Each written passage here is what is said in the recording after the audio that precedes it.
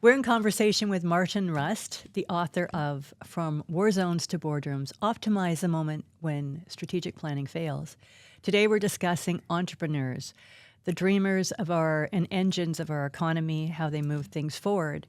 And whether you're in a small to medium enterprise, Optimize the Moment has ways of enabling you and teaching you how to basically achieve positive outcomes, regardless of what you're up against, some of the challenges and hurdles. Martin, can you speak to that a little bit for the audience? Sure. So thrilled to be here talking about the book. There's lots in the book for, I think, people in small businesses, big businesses. I guess my value proposition is that we need entrepreneurs, more dreamers, in big businesses as well as small businesses, Fair. right? Being an entrepreneur is a mindset. Absolutely.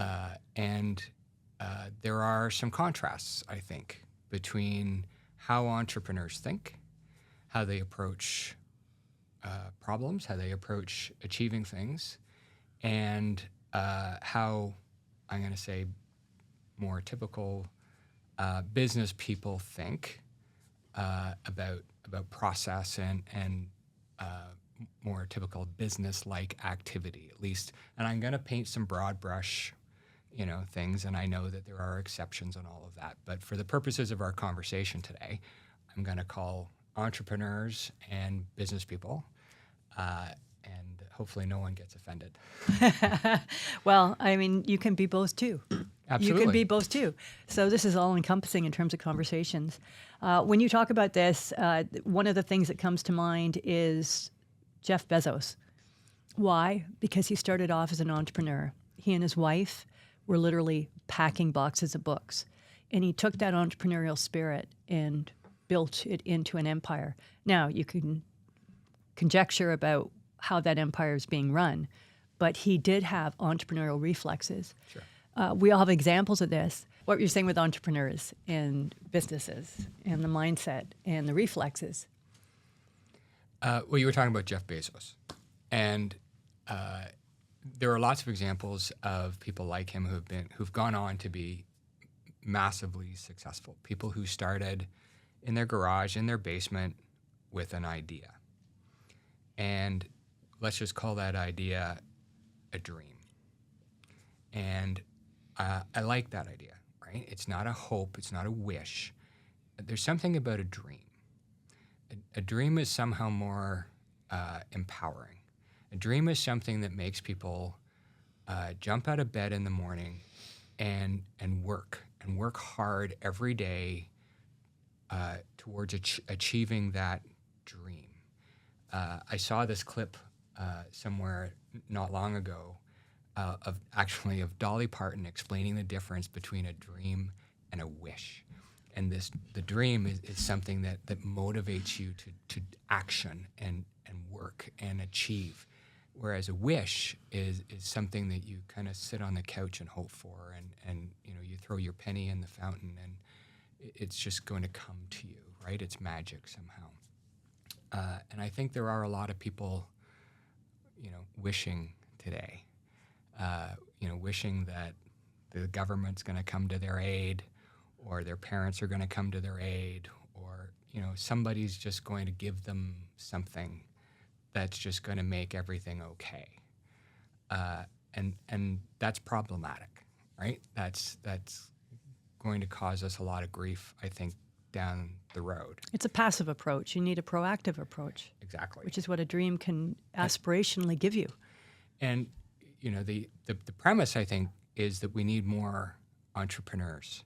We need more entrepreneurs today. We need more dreamers today, whether they be in big businesses, within those big businesses and within those divisions and branches and groups and how we organize ourselves. And also within other types of organizations, whether they be our churches or whether they be our not-for-profit. I sit on a couple of not-for-profit boards. We need more of that entrepreneurial mindset, people who can dream. And when I think about those characteristics of those entrepreneurs, that mindset, and what separates them from, we're just going to call the business people, business people are trained, taught process. We're taught risk management. We're taught how to follow a formula. And the formula works for a lot of things. And it's important that we have rules. Fair enough. But there's something very special about dreamers who have an idea that when you ask an entrepreneur about their dream, and I saw this recently. I've seen it in person, and I've seen it on TV and in some other interviews. Entrepreneurs have this thing that they do with their body language. Have you noticed this? Tell me. When they talk about their dream, they kind of do this. It's like they're almost all reaching out so they can touch it. They describe their dream like a vision. They can see in their mind as they describe to you what they're talking about and what they want to achieve. They can see it. It's visual for them. Whether it's opening their bakery, I heard a gentleman talking about, believe it or not, planting lemon trees and how he was going to create the best lemons and the best lemon trees and how these were going to then create the most amazing lemon products from limoncello all the way through to desserts and other things. And this was going to be a legacy. But the vision that he had in his mind as he described it was very visual. It was like painting on a canvas. It was a description that, and as he talked about it, he was doing this. So he could see it. You know, he could almost smell it. Yeah. He couldn't quite touch it. It was just beyond his grasp, but it was there. And for anybody listening, you kind of got the same thing. You could almost see it. You could see it, and you could almost smell it, and you could almost see that he could almost touch it. Mm-hmm. And you were inspired by that, and you were caught up in it, and you couldn't help but feel like, yeah, he's going to achieve it. And not only is he going to achieve that, I want to be part of that. Mm-hmm. I want to help this person. I want to be part of that cause too. That's the difference. People want to be part of that kind of cause, that kind of mission. In the book, I talk about how important it is to have missions and a cause that unifies people and brings people together. That's what I'm talking about. It's that entrepreneurial mindset that people can create that kind of vision and describe it with that kind of passion and things that are achievable and people can work toward together and jump out of bed in the morning to go and accomplish. And I don't care if it's a big company or a small company or a local church or your local Red Cross or whatever the organization is. That's the kind of spirit we need more of. It's interesting because believing is a part of this, believing that it's achievable. And it goes to, well, several topics that you touch on in your book. One is leadership. Mm-hmm. Leadership is motivated by purpose and passion, is much more effective than leadership that is motivated by profit and loss sheet. Yeah.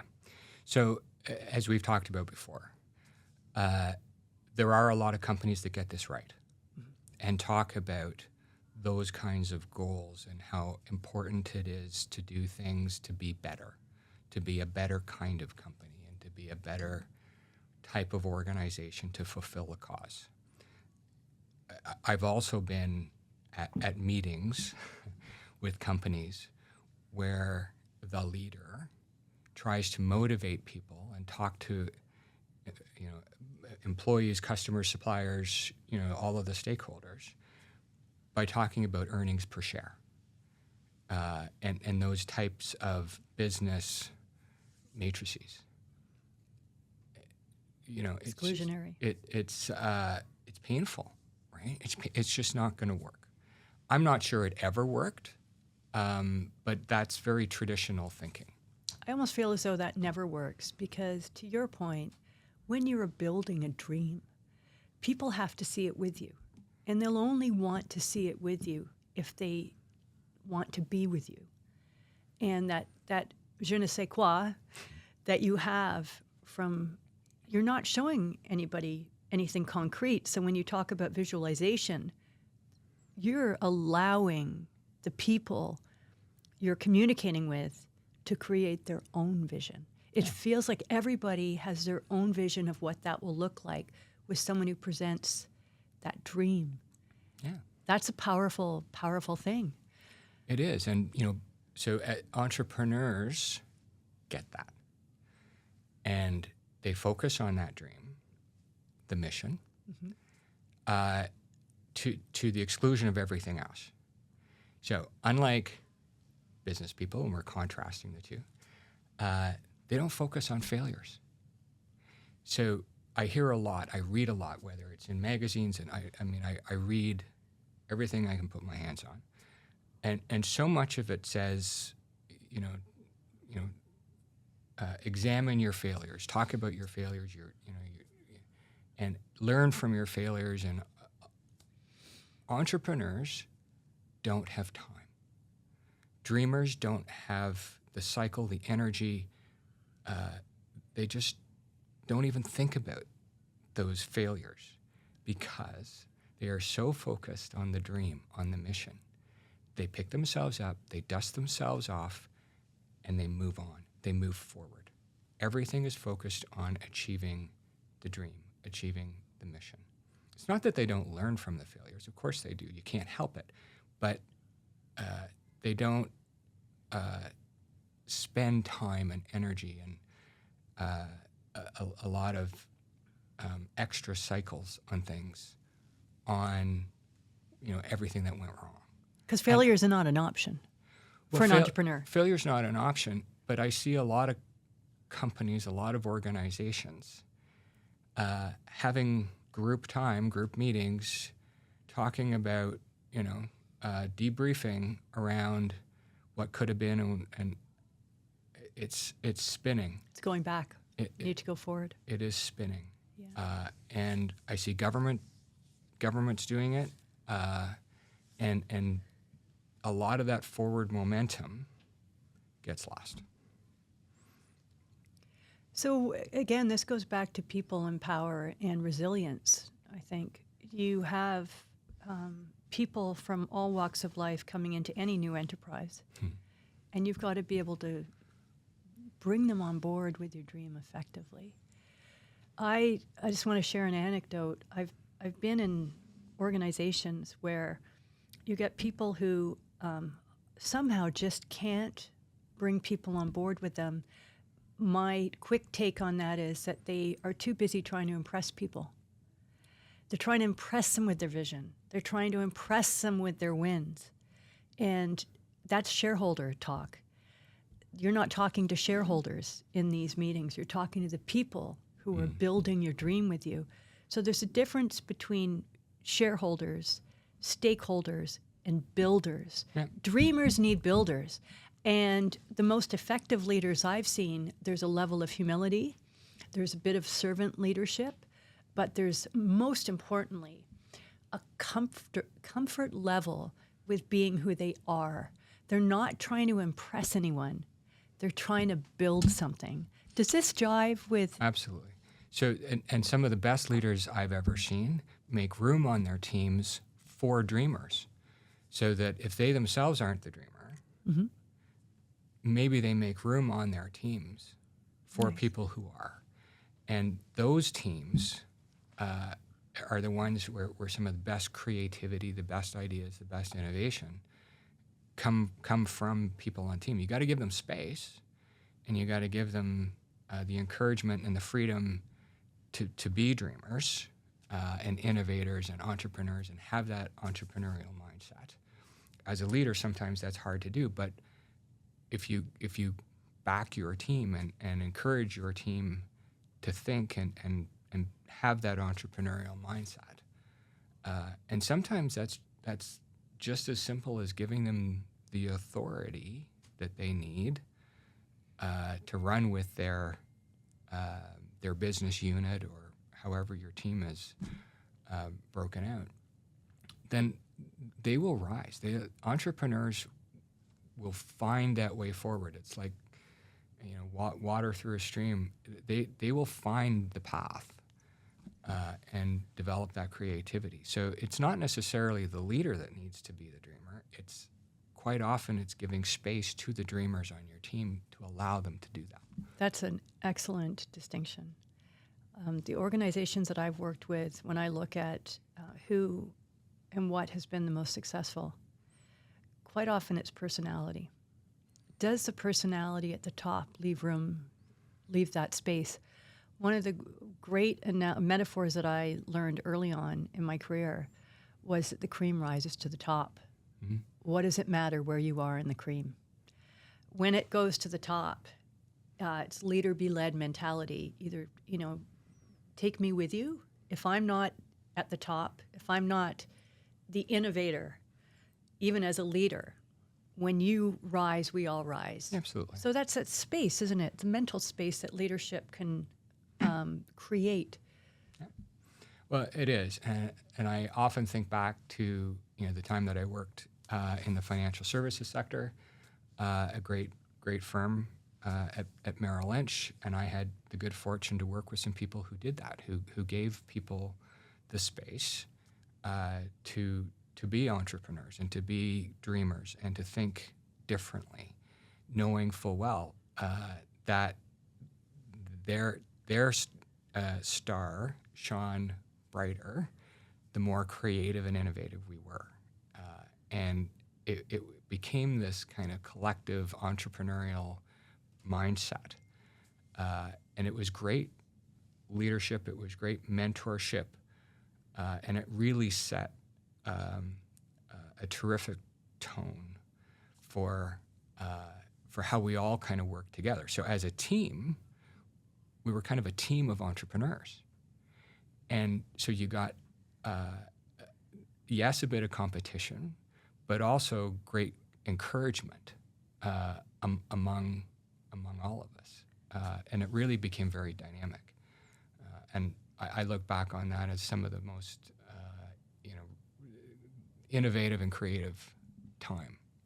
It sounds like decentralized creativity that you rein in at some point. You have to bring it in for an objective. You talk a lot about intelligence gathering. Yes. No data, no future. If you are a leader, a team leader at any level, how do you use intelligence and effective intelligence gathering in a way that funnels this creativity and innovation towards a successful outcome through optimizing the moment?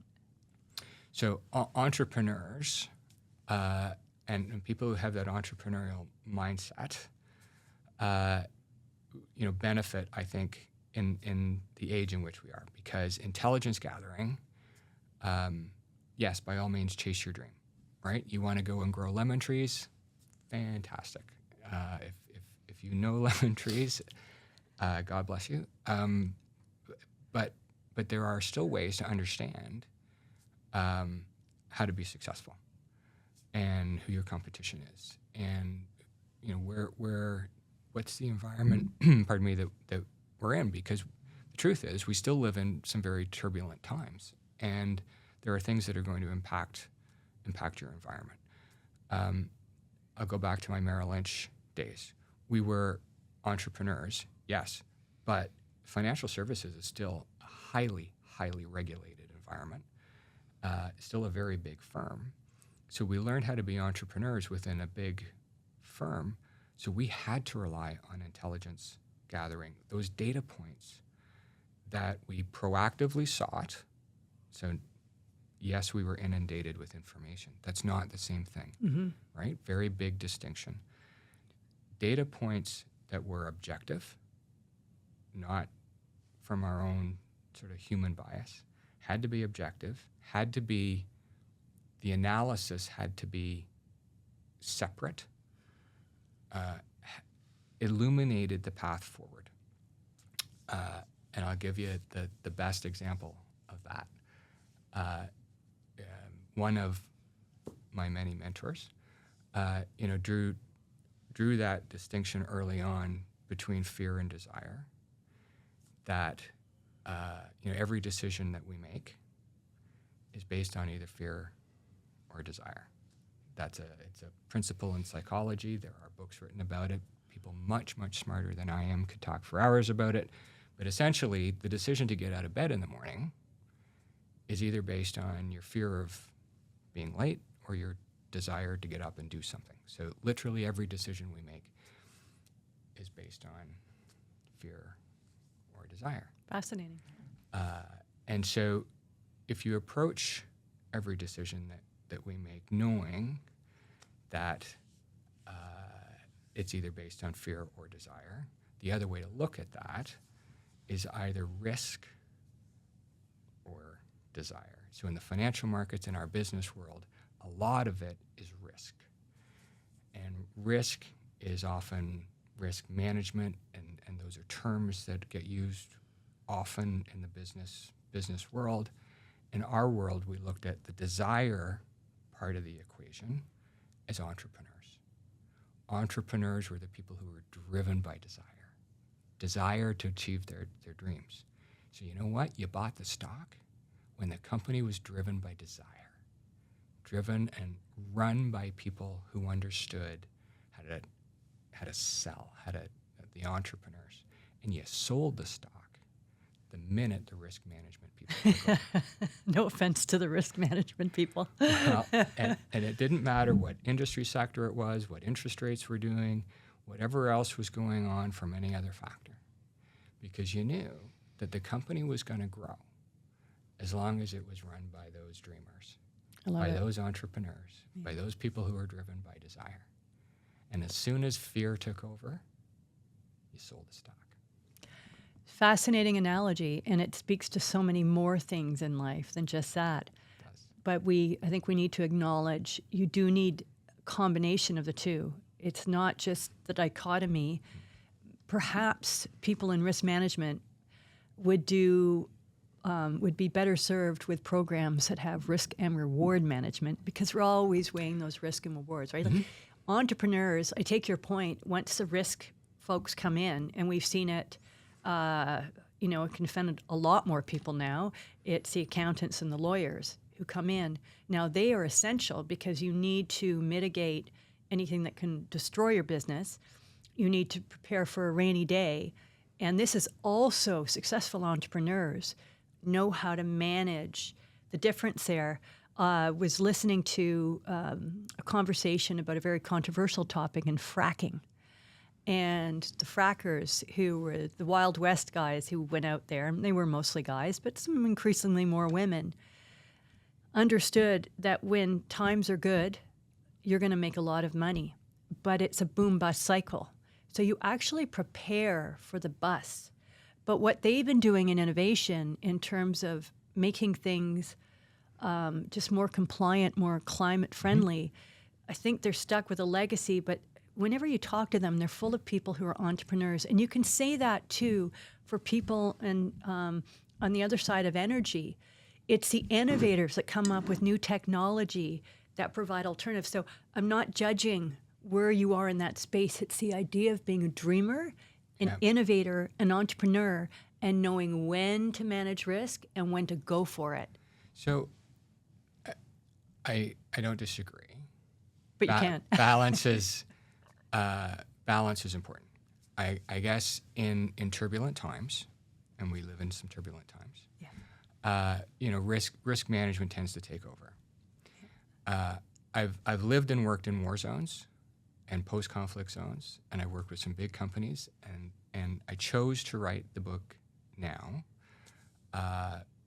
drawing on the thread of a lot of those experiences, and having worked with some pretty remarkable people who, during those moments, have leaned in. And, one of the common factors, common threads of some of those people, I think, who have leaned in during those difficult times, very difficult times, is that they've had that, dare I say, entrepreneurial mindset. They've had that ability to dream. They've been able to, see their country as a better place, a better future. They could imagine, right? They can paint that canvas for you in their mind of what their country could be, their society could be, what a better life could be for their children. They could see how their political environment, their governance, how their companies could be better than what they are, despite the bombs going off, despite whatever crisis is happening. And I think, as we look around the world today, we've got lots of risk management in place. We got that part covered. Mm-hmm. We've got rules and regulations out the wazoo, no problem. Where I think perhaps we stumble as we look at the symptoms, so lack of productivity, fewer and fewer major organizations. The government commented earlier about a lack of investment in major manufacturing and major industry sectors, things like that.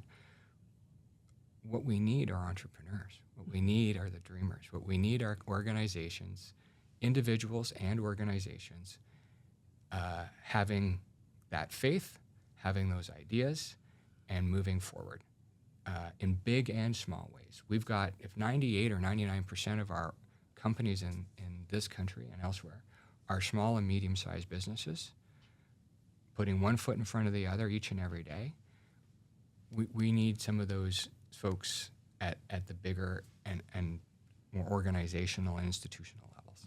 Let's talk about what you just said, putting one foot in front of the other each and every day.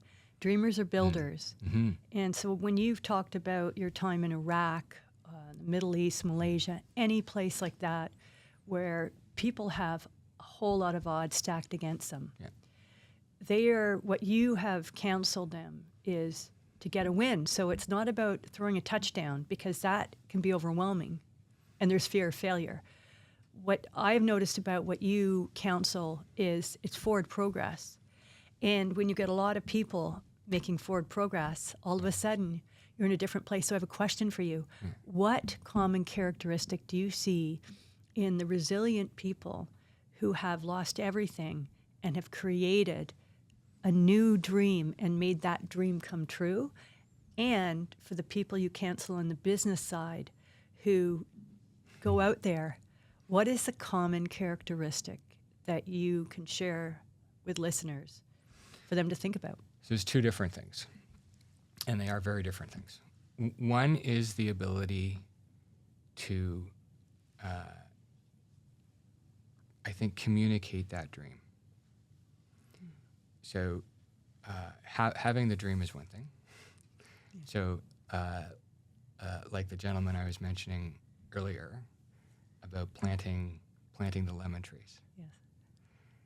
But being able to talk about it and explain it and paint that canvas, describe the canvas in such a way that you and I can see it. Bring it to life. And bring it to life so that other people can almost smell the lemons. Yeah. Right?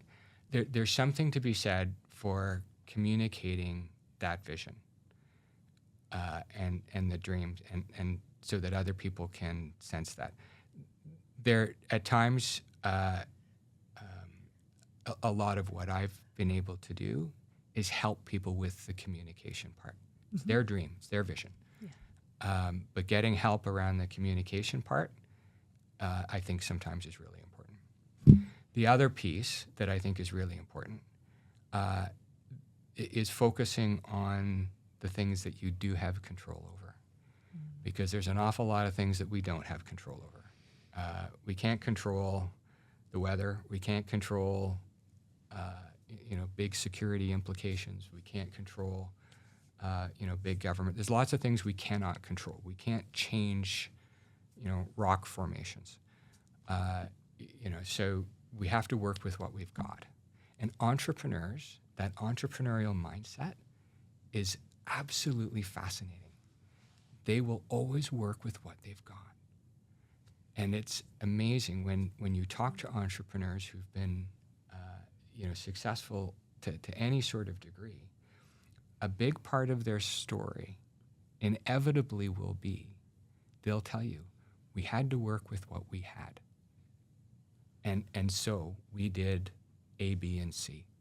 We worked with what we had. I don't care if it's Jeff Bezos or Bill Gates or the guy with the lemon trees. We had to work with what we had, and they adapted. And it was remarkable that they accomplished what they did, working with what they didn't focus on what they didn't have. They didn't focus on all the problems or all the other big, hairy issues that I'm sure existed. They worked with what they had. And they didn't focus on the failures. They picked themselves up. They dusted themselves off. They focused on what they could control. And they moved forward every single day. Always finding solutions. Always focusing on the mission, right? So if the mission is X, right, we're going to pull together the team. And there's always a team. That's the other thing about entrepreneurs. It's never one person. Very good point. The entrepreneur will tell you his story, his or her story, and they will always tell you about the team, the group of people that helped them get from here to here. And it's with a smile on their face, they will tell you about family members or friends or people who came into their lives along the way who helped them get from here to here. So there is always a team of people that they somehow inspired by painting, the vision that taking that blank canvas and filling it with color so that other people could see and smell and touch what that dream, that mission looked like. And people then do extraordinary things. And I can tell you from, being part of big companies and not-for-profit organizations and all shapes and sizes in between, it does not matter how big the company or how small the company. We need more entrepreneurs and people with entrepreneurial mindsets and more space for them to dream. I think the other thing about entrepreneurs that I've noticed is when you look at the startup part of where they are, a lot of them are essentially working for free. And their hourly rate, let's put it this way, we talk to a lot of entrepreneurs, and they're willing to forego salary. And it doesn't mean they have money coming into it. What it means is they have found another solution to get through that. That is also inspirational because when you talk about team building, it starts from the leader and what they're willing to sacrifice for a dream. So does sacrifice play any part in this in terms of resilience? It does. And I think at a practical level today, this isn't really, I want to get the point across that this isn't idealistic babble today. Exactly. There's a practical level to this. And for a lot of organizations facing change management, I think this notion of bringing in an entrepreneurial mindset, bringing in this notion of focusing on the dream, encouraging the dream as a way to unify people, as a way to bring about change in an organization at whatever level that might be, is a way to affect change in an organization, change culture that has very powerful implications. So you talk about sacrifice. It's a very powerful way to bring about change without necessarily people feeling the sacrifice as they go through change of positions, change of leader. Some people, the sacrifice, as people leave jobs, change jobs, maybe their income changes, maybe their friends change. Like, there's all kinds of different sacrifice today, but how you deal with that sacrifice is you go through change. And leaders can affect that change and the change in culture, I think, by unifying them around a dream, a change, a mission. And listen, there's lots of examples of that, both through politics, through social movements, and governments, and all sorts of people have effectively. I mean, we haven't talked about Martin Luther King, but He had one He certainly unified an awful lot of people through that. through a dream. But at a practical level, it is a very powerful change management tool to unify people through a mission and through a dream, optimizing the moment, through that entrepreneurial mindset. What I like about Optimize the Moment is that you share the observations, the approach. So when you are in a moment where a critical decision needs to be made, you bring all of these elements together. So it is like a dream as well, because there's nothing concrete there. You can't say in this scenario X, Y, Z, because there's so many variables in life. To your point, we don't control things beyond what we can control, and in fact, we can't even control ourselves. Really, you can't control your biology. So I guess the point I'm asking you here is, what does it take in terms of flexibility when you are building a dream? I'll give you an example. I don't want to mention any names, but some famous people. One of my favorite stories was back in the day. This person was offered a job at a startup company, which is now multinational. And they were fixated on their role. What's my title? Because they wanted something concrete that they could wrap their head around. And the person who wanted to hire them said, I'm giving you a ride on a rocket ship. Are you really going to squabble over which seat you're in, or do you just want to get on the rocket? Yeah. That's what this reminds me of. You're saying, here's a ride on a rocket ship when you can optimize the moment. We're not allocating seats. Does it really matter if you're at the front or the back? You've all got a view. Yeah, exactly. Yeah, and giving people that opportunity is extremely powerful, right? So entrepreneurs understand the power of that mindset and that focus. So you say that sometimes we're not in control of a lot. That's very true. But the ability to focus, that is within our control. When we get up in the morning, when we get out of bed in the morning, there are certain things that are within our control. How we present ourselves, how we communicate, what we say, how we dress, those are things that are within our control. And how we focus on our dream and what we do today, those are things that are absolutely within our control. And those are things that can attract people or put people off. And entrepreneurs with a mindset and a focus and a goal will attract people to that goal and that mission all day long. Because they have a desire. And it's clear and it's magnetic. Well, if we give the rocket ship example, now that people are able to do it, is your desire to go into space greater than your fear that something could go wrong in the journey there? Absolutely, right? It's it is the balance between fear and desire. Sure, a healthy level of fear is absolutely appropriate. You don't want to step off the curb without looking both ways. That's Given. Yeah. Even on a one-way street, you should look both ways. Sure. But, the desire to push forward and achieve and accomplish things. And, therefore, as leaders, there's actually a responsibility to create something to achieve, right? It's not just about setting the routine and calling people every day and say, what have you sold this morning? What have you sold this afternoon? Mm-hmm. I've got to hit a target. What's your target?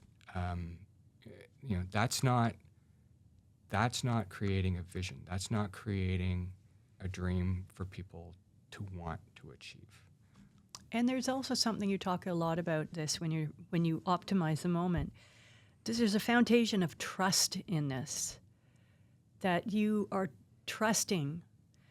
When you have a good team and you build a good team, you have to trust them to get out of bed every day. So that desire, you're building a team of people who share the desire to build whatever that dream is. They're building it together.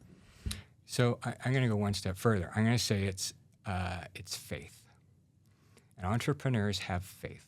And they have faith in what they believe in, and they have faith in their dream and their mindset.